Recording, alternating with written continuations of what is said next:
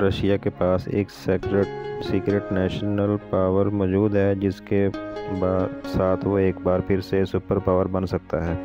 جہاں ابھی رشیا کا ایک بہت بڑا حصہ برف سے ڈھکا ہوا ہے، وہیں دوسری سائیڈ سے نیٹو الائز نے اس کے گرد گھیرا تنگ کر رکھا ہے۔ امریکہ کے بعد دنیا کی سب سے بڑی ملٹری پاور رکھنے والے رشیا کو کون سی چیز سپر پاور بننے سے روک رہی ہے؟ وہ سپر پاور جس کا ٹائٹل ابھی امریکہ کے پاس ہے، وہ رشیا کے پاس ان قریب واپس آنے والا ہے۔ لیکن سوال یہ ہے کہ آخر کیسے؟ رشیا کی جیوگرافیکل لوکیشن میں ایسی کیا چینجنگ آنے والی ہیں جو اس کو ایک بار پھر سے سپر پاور بنا دے گی؟ ناظرین، یہ تو ہم سب جانتے ہیں کہ رشیا ایریا کے حساب سے دنیا کا سب سے بڑا ملک ہے۔ اس کا اندازہ آپ اس بات سے لگا لیں کہ رشیا کے ویسٹ میں جب سن رائز کا ٹائم ہوتا ہے، اسی وقت رشیا کے ایسٹ میں رات کے کھانے کا وقت ہو رہا ہوتا ہے۔ 17 لاکھ اسکوائر کلومیٹر کے ایریا پر پھیلا ہوا رشیا اتنا بڑا ہے کہ اس کے اندر 204 یونائٹڈ عرب امارات، 5 انڈیا یا 8 سعودی عربیہ یا پھر 19 پاکستان جیسے ملک سما سکتے ہیں۔ رشیا نہ صرف ایریا میں بڑا ہے بلکہ اس کے نیچے دنیا کے سب سے بڑے آئل اور گیس کے ریزرو بھی موجود ہیں۔ نیچرل گیس ریزرو میں رشیا کا پہلا نمبر ہے، جبکہ آئل ریزرو میں رشیا 8ویں نمبر پر آتا ہے۔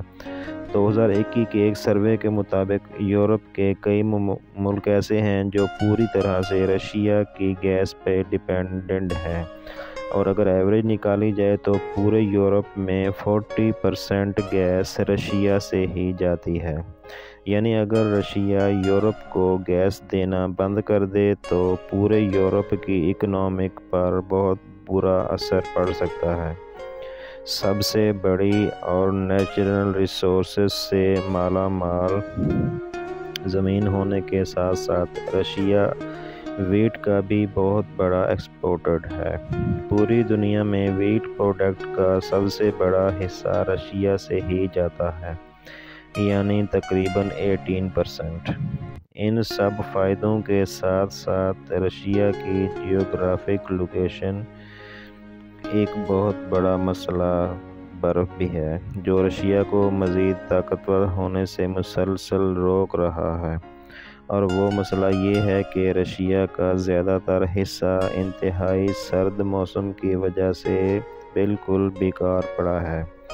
یہ حصہ سائبیریا میں آتا ہے، جہاں پورے سال کا ایوریج ٹیمپریچر صرف اور صرف 0.5 ڈگری سیلسیس ہوتا ہے۔ یہ دنیا کا ٹھنڈا ترین شہر اسی حصہ میں پایا جاتا ہے، جہاں پر حیران کن طور پر سردیوں میں ٹیمپریچر -71 ڈگری سیلسیس تک پہنچ جاتا ہے، اور اس شہر کو ہم اوئے میاں کون کے نام سے پہچانتے ہیں، کیونکہ رشیا کا بہت بڑا حصہ اس ویدر کنڈیشن کی وجہ سے دوچار ہے۔ ایک تو رشیا کی پاپولیشن ایریا کے حساب سے بہت کم ہے، دوسری رشیا کی ٹوٹل آبادی کا 75% حصہ صرف رشیا کے اس 20% حصے میں رہتا ہے۔ یہ ایک ایسا مسئلہ ہے جس پر رشیا صدیوں سے قابو پانے کی کوشش کر رہا ہے، لیکن تاحال ابھی تک ناکام ہے۔ یہاں صرف رشیا کی زمین بلکہ اس کی کوسٹ لائن بھی امریکہ کی کوسٹ لائن سے کافی زیادہ بڑی ہے۔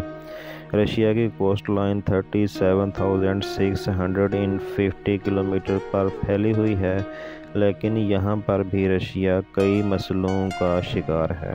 اصل میں یہ آرکٹک اوشن ہے جو تقریباً پورا سال ہی برف بنا ہوتا ہے، یعنی اتنی بڑی کوسٹ لائن ہونے کے باوجود بھی یہ رشیا کے کسی کام کی نہیں ہے۔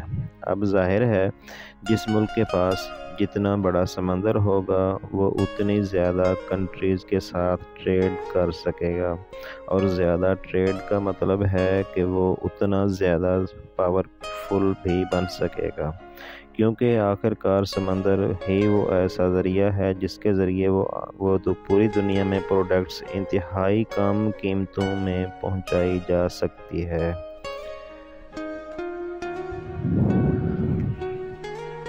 برف کی وجہ سے یہاں کارگو شپس کا چلنا نہ صرف مشکل ہوتا ہے بلکہ کافی خطرناک بھی ثابت ہو سکتا ہے۔ اتنی بڑی کوسٹ لائن ہونے کے باوجود بھی رشیا بڑی مشکلوں سے دوسری کنٹریز کے ساتھ ٹریڈ کرتا ہے۔ رشیا فی الوقت اپنی پوری کنٹری کی ٹریڈ صرف ان 3 پورٹس کے ذریعے کرنے پر مجبور ہے۔ ان میں سے ایک رشیا کے ایسٹ میں واقع ولاڈیووستوک پورٹ کے نام سے جانا جاتا ہے، جہاں پانی کئی مہینوں تک برف بنا ہوتا ہے۔ لیکن جب گرمیوں کے سیزن میں جہاں سے ٹریڈنگ سٹارٹ ہوتی ہے تو رشیا کے بحری جہازوں کو جاپان کے اس کنٹرول سمندروں سے ہو کر گزرنا پڑتا ہے، اور جاپان امریکہ اور نیٹو کا ایک بہت مضبوط ایوائڈ پارٹنر ہے۔ نیٹو کئی ملکوں کے درمیان ایک ایسا اتحاد ہے جو رشیا سے بچنے کے لیے ہی بنایا گیا تھا، یعنی اگر کسی بھی نیٹو کنٹری پر رشیا نے حملہ کرنے کی کوشش کی تو باقی تمام نیٹو کنٹریز مل کر اس کا ساتھ دیں گی۔ دوسری طرف رشیا کا سینٹ پیٹر پورٹ ہے، یہاں پر بھی وہی مسئلہ ہے۔ سال میں کئی مہینوں تک یہاں برف ہوتی ہے اور سیزن میں بحری جہازوں کو ان تمام ملکوں کے سامنے سے ہو کر گزرنا پڑتا ہے جو صرف نیٹو اور امریکہ کے یا تو ممبر ہیں یا ایلائڈ پارٹنر۔ تیسرے نمبر پر بچتا ہے نورسیز پورٹ، جو رشیا کے ساؤتھ میں واقع بلیک سیز پر موجود ہے۔ یہاں برف کا تو اتنا بڑا مسئلہ نہیں، لیکن بحری جہازوں کو ترکی کے ساتھ سے انتہائی تنگ جگہ سے ہو کر گزرنا پڑتا ہے، یعنی جہاں سے بھی رشیا کو کھل کر ٹریڈ کرنے کی آزادی نہیں ہے۔ بے شک رشیا اور ترکی کے ریلیشنز اب کافی بہتر ہو چکے ہیں، لیکن ترکی بہرحال ہے تو نیٹو کا ہی ممبر، یعنی رشیا پر خطرے کی تلوار یہاں بھی لٹک رہی ہے۔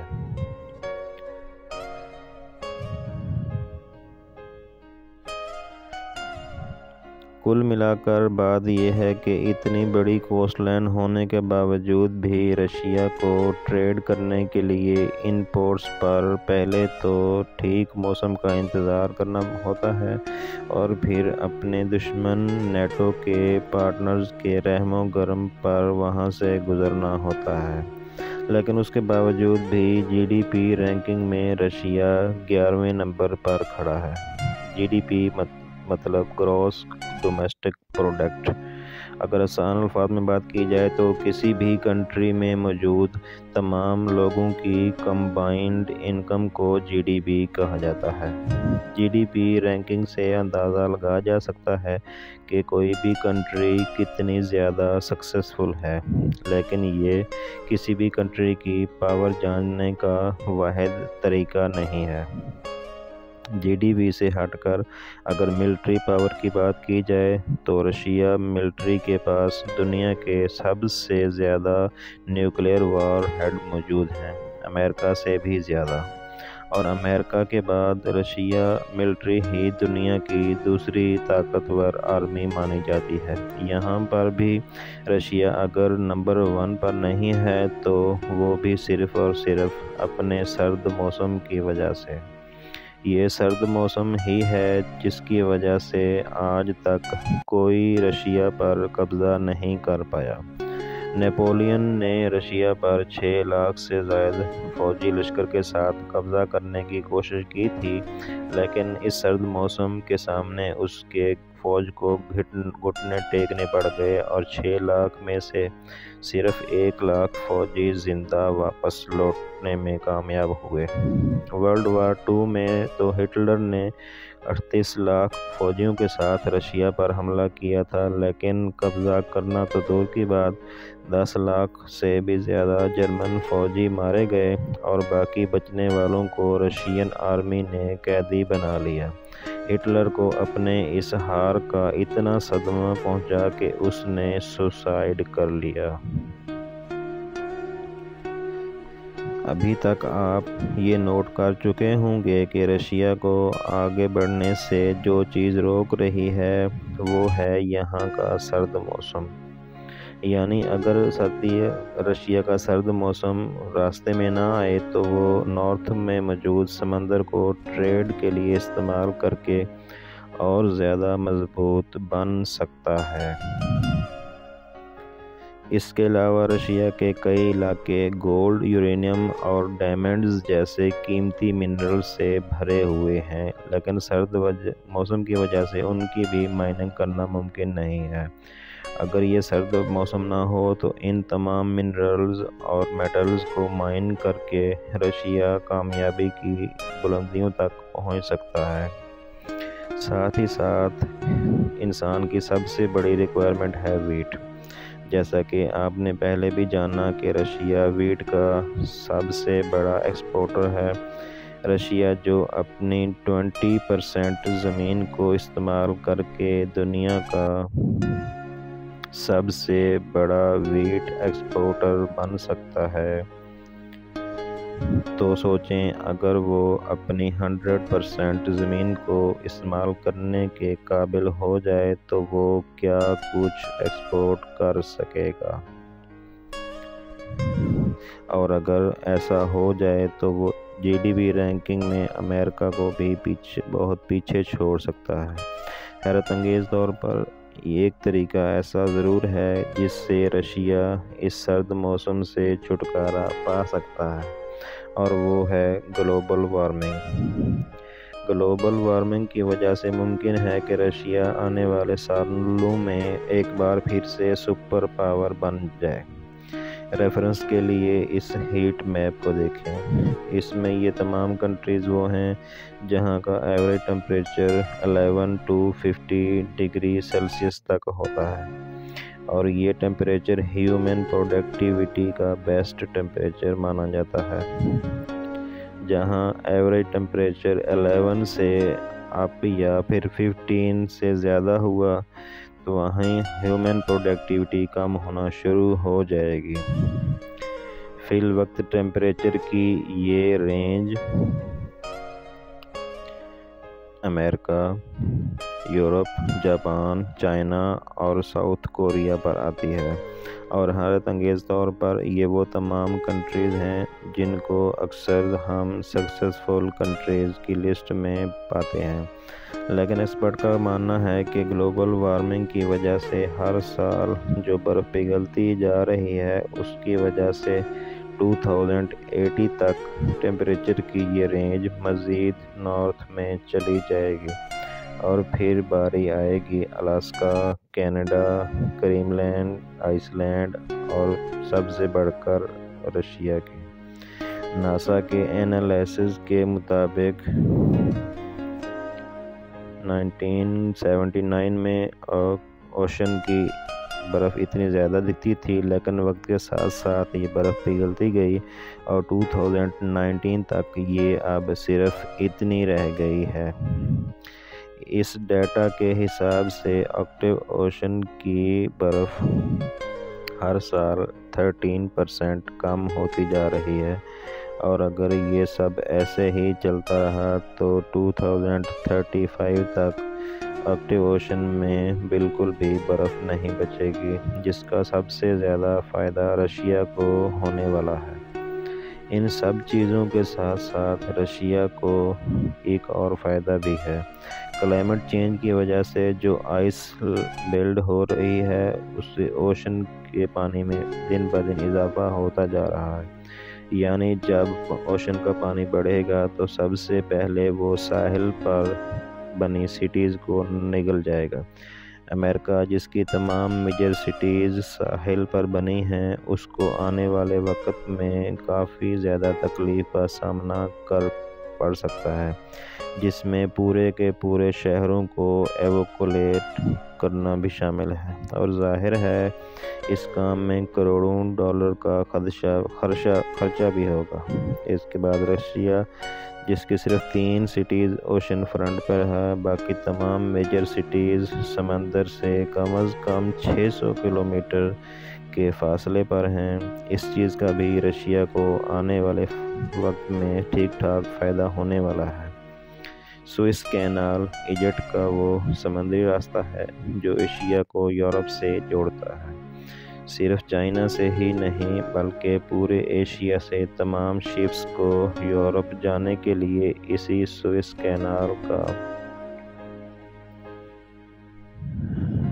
استعمال کرنا پڑتا ہے، جس کا استعمال کے لیے ویسل جیٹ گورنمنٹ کو بھاری فیس بھی ادا کرتی ہے۔ ہر سال 20,000 کے قریب ویسل یہ کینال استعمال کرتی ہیں، اور ہر ایک ویسل ایجپٹ گورنمنٹ کو تقریباً 4 لاکھ ٹنل کا ٹول ٹیکس پے کرتی ہے، یعنی سال کی 20,000 شپس کے ٹرانزٹ پر ایجپٹ گورنمنٹ کو 8 ارب ڈالر ملتے ہیں۔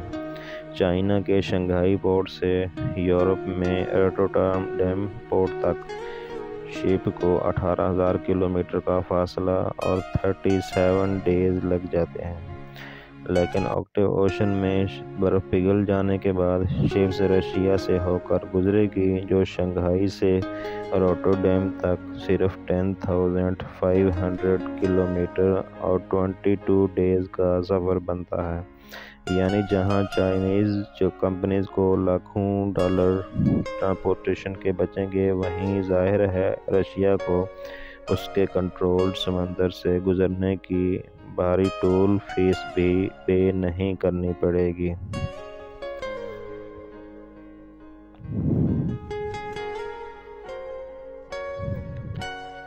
ناظرین، ایگریکلچر سے لے کر گیس تک اور قیمتی منرل سے مائننگ سے لے کر رشیا میں پاپولیشن گروتھ تک، کلائمیٹ چینج کی وجہ سے تقریباً تمام سیکٹرز میں ہی رشیا کا ہی پلڑا بھاری دکھ رہا ہے، اور اس کے کافی زیادہ چانسز ہیں کہ آنے والے 50 یا 60 سالوں کے بعد رشیا ایک بار پھر سے ورلڈ سپر پاور بن کر ابھرے گا۔